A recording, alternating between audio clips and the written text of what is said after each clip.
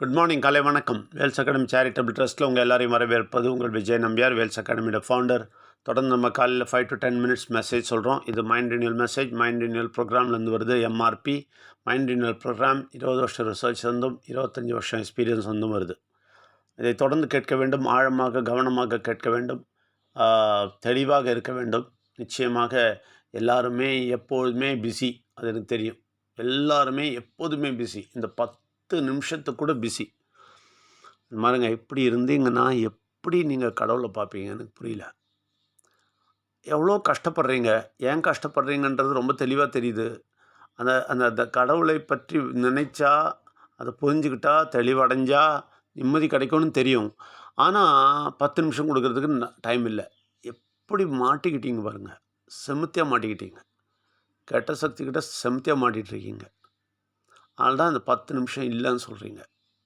ரொம்ப வருத்தமாக இருக்குது. அதனால் தயவுசெய்து இந்த 10 நிமிஷத்தை எப்படின்னா ஒரு நாளில் எப்படின்னா எடுத்துக்கிட்டு கொஞ்சம் இதை கேளுங்க, மற்றவங்களுக்கும் பகிருங்கள், தொடர்ந்து கேளுங்கள். எல்லாரையும் வரவேற்கிறோம்.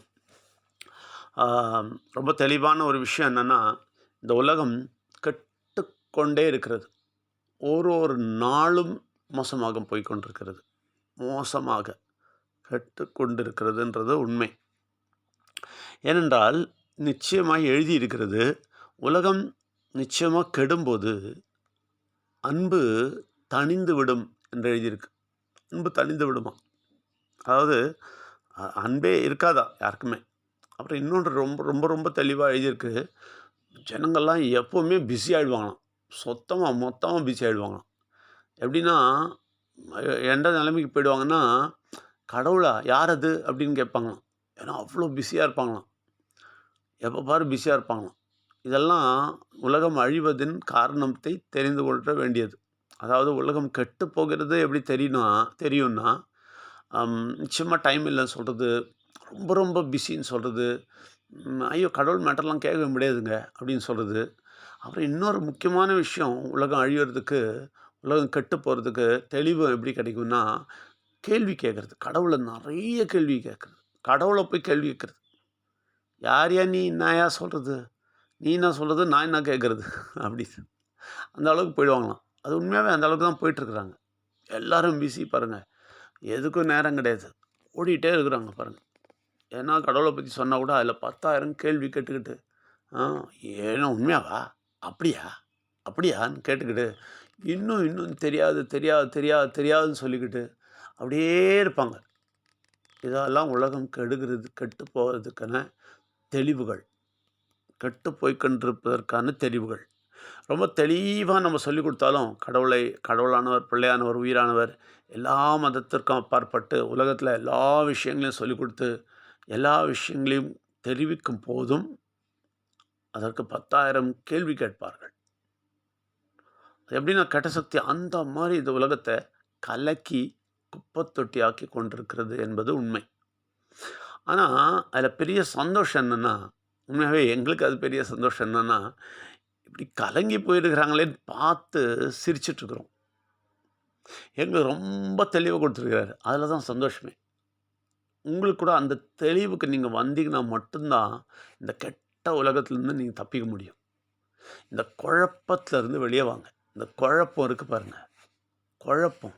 எங்கே இருக்கிறாரு கடவுள், எங்கே போய் பார்க்கறது, அதில் பார்க்குறதா, இதில் பார்க்குறதா, அங்கே பார்க்குறதா, இங்கே பார்க்குறதா அப்படின்னு சொல்லிட்டு இப்போவும் ஓடிட்டே இருக்கிறீங்க பாருங்கள். அதுலேருந்து தப்பிச்சிருங்கன்றேன். தெளிவாக நிம்மதியாக உட்காருங்க. தெளிவாக கிளியராக கிடச்சிருக்கு. அதனால் நிம்மதியாக உட்காருங்க. ரொம்ப தெளிவாக நாங்கள் சொல்லிகிட்ருக்குறோம். ரொம்ப சிம்பிளாக வச்சுங்க கடவுள் விஷயத்தை. கடவுளானவர், பிள்ளையானவர், உயிரானவர், அவ்வளோதான். இந்த 3 விஷயங்களை தெளிவாக, அது எங்கே என்ன கிடைச்சாலும் எல்லா ஆதாரத்தையும் எடுத்துக்கொண்டு நன்றாக தெளிவாக அறிந்து கொண்டு அழகாக அது சந்தோஷமாக அது கூட போனீங்கன்னா உங்களுக்கு நிம்மதி.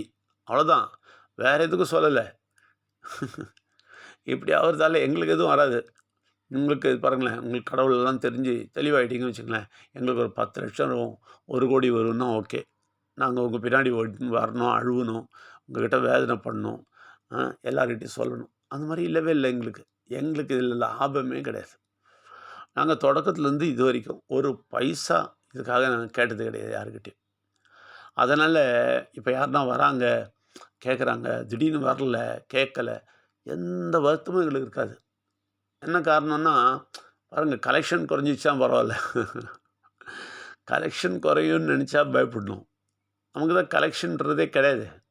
நம்ம தான் ஒரு பைசா வாங்குறது கிடையாது. ஒரு பைசா தேவையில்லைன்ல சொல்றோம். ரைட்டுங்களா? இப்ப அந்த மாரி வாழறதால, நமக்கு ஆளுங்க வந்தாலும், வரலனாலும் எந்த கவலையும் கிடையாது. எங்களோட கடமை என்ன தெரியுமா? இந்த கடவுள தெளிவா சொல்லிட்டே இருக்கிறது. அது யார் கேட்குறாங்களோ, அவங்க தெளிவா கேட்டுட்டு, தெளிவா வந்துட்டுருக்கிறாங்க. தெளிவா கடவுள புரிஞ்சுட்டு சந்தோஷமா வர்றேன். நெறைய பேர் பிரச்சனைகள், நெறைய ப்ராப்ளம் இருக்கு. ஐயோ! எனக்கு அது சால்வ் ஆனா போணும்னு தான் வராங்க. எனக்கு அது சால்வ் ஆனா போதும் அப்டின்னுவாங்க. சரி ஓகே. சால்வ் ஆனோன்னா, நான் இந்த கடவுள் விஷயம்லாம் சொல்றேன்னொன்னே, கேள்வி கேட்க தொடங்கிடுவாங்க. அதுக்கப்புறம் கேள்வி கேட்க தொடங்கிடுவாங்க. அது எப்படி? இது எப்படி? நான் என்ன கேட்குறேன்னா, கேள்விக்கெல்லாம் முதல்ல நீங்க என்ன யோசிச்சிட்டே இருக்கணும்னா எப்பவுமே, கடவுள்கிட்ட வர்றது எதுக்கு? நிம்மதி வேணுன்றது தான். அப்புறம் நிம்மதி கிடைக்கிற சில விஷயங்கள் கிடைச்சா, அத கேட்டுக்கிட்டு, அழகா அத புரிஞ்சுக்கிட்டு, "அப்படியா?" அப்படின்னு சொல்லிட்டு சந்தோஷமா போனீங்கன்னா, கெட்ட சக்தி உங்களை பாதிக்கலன்னு அர்த்தம். ஆனா, பயங்கர பிரச்சனை இருக்குது, மாறணும் அப்படின்னு சொல்லி வந்துட்டு, அதுக்கப்புறம் சொல்லும்போது அந்த அத எடுத்துக்கிட்டு பிரச்சனையா எடுத்துக்கிட்டு குழப்பிக்கிட்டு, அதில போய் இதில போய் செக் பண்றது, அதில போய் செக் அவங்க கிட்ட போய் கேட்கறது, இவங்க கிட்ட போய் கேட்கறது, இது சரியானா? இது சரிதானான்னு கேட்கறது.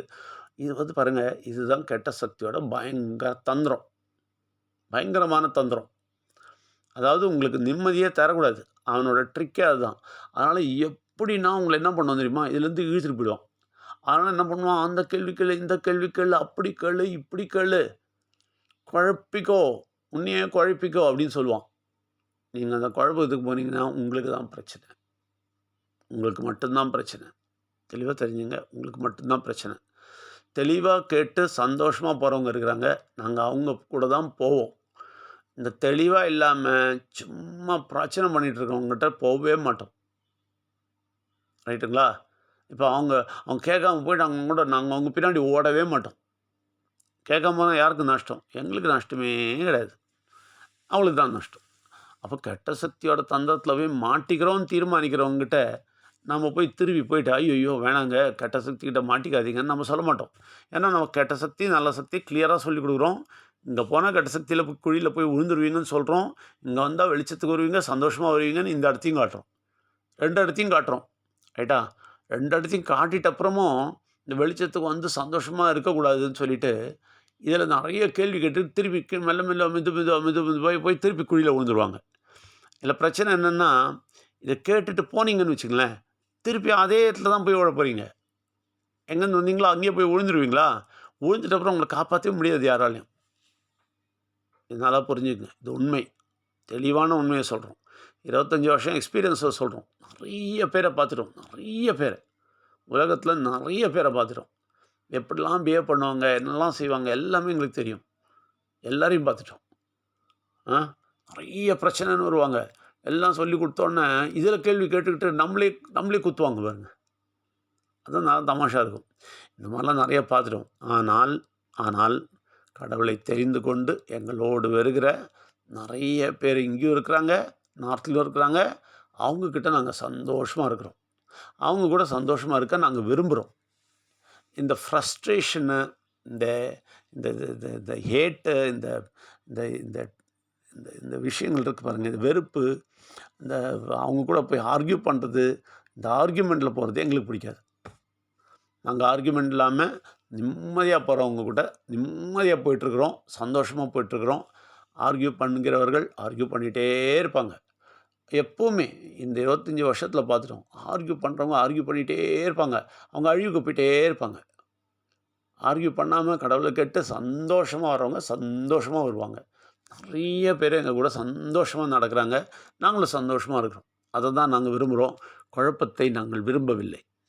நிச்சயமா விரும்பவில்லை.